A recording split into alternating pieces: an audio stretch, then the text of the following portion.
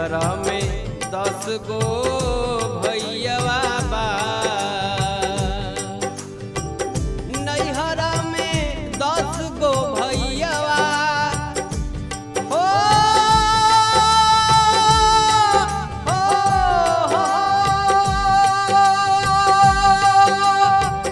नैहर में 10 गो भैयावा आ 10 गो भौजिया बाड़िए राम।